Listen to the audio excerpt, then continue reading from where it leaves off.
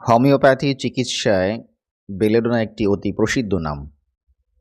সংক্ষেপে একে বেল বলা হয়। ইউরোপে জন্ম নেয়া এই উদ্ভিদটি থেকেই মূলত বেলেডোনা ওষুধটি প্রস্তুত করা হয়।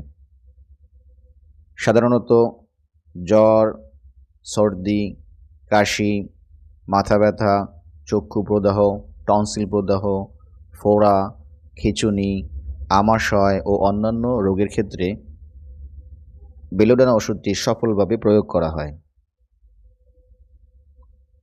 জ্বরে আক্রান্ত রোগীর মধ্যে 4টি লক্ষণ থাকলে সাধারণত বেলেডোনা প্রয়োগ করা হয়।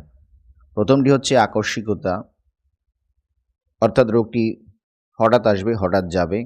দ্বিতীয় হচ্ছে উত্তাপ বা জ্বর। তৃতীয় হচ্ছে রক্তিমতা। চতুর্থ হচ্ছে ব্যথা।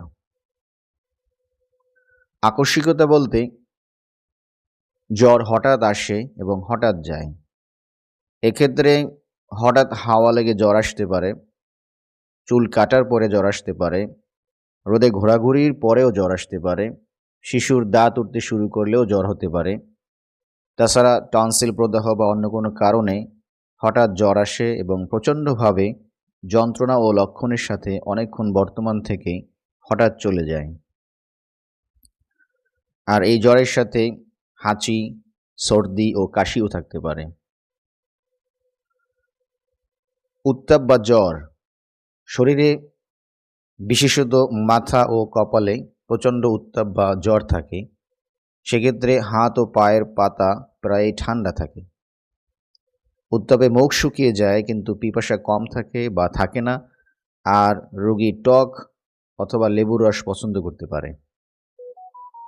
উত্তাপ থাকা সত্ত্বেও রোগী থাকে শীত কাতর, তাই গরম কাপড় দ্বারা শরীর আবৃত করে রাখে। শরীরের বিশেষ করে মাথা ও কপালে প্রচুর ঘাম থাকে। আবৃত স্থান বা চেপে শোয়া স্থানে অন্যান্য স্থানের তুলনায় বেশি ঘাম থাকে, কিন্তু এই ঘামে জ্বর উপশম হয় না, বরং পরক্ষণেই জ্বরের বৃদ্ধি বোধ হয়। রোগীর তন্দ্রা ভাব বা ঘুম ঘুম ভাব থাকে কিন্তু ঘুম হয় না। মাঝে মাঝে জ্বরের মধ্যে মাঝে মাঝে চমকে ওঠে।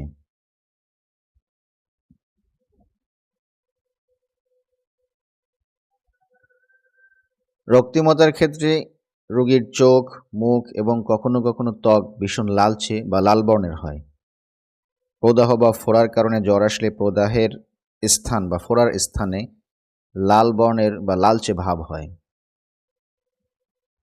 জ্বরের সাথে রোগীর প্রচণ্ড মাথা ব্যথা হয়। ব্যথার সাথে মাথার মধ্যে সবসময় ধপধপ শব্দ করে। মাথা শক্ত করে বাঁধলে, টিপি দিলে, হাঁটাহাঁটি করলে যন্ত্রণা কম মনে হয়। এছাড়াও শরীর ও গাঁটে অথবা প্রদাহের স্থানে অত্যন্ত বেদনা থাকতে পারে।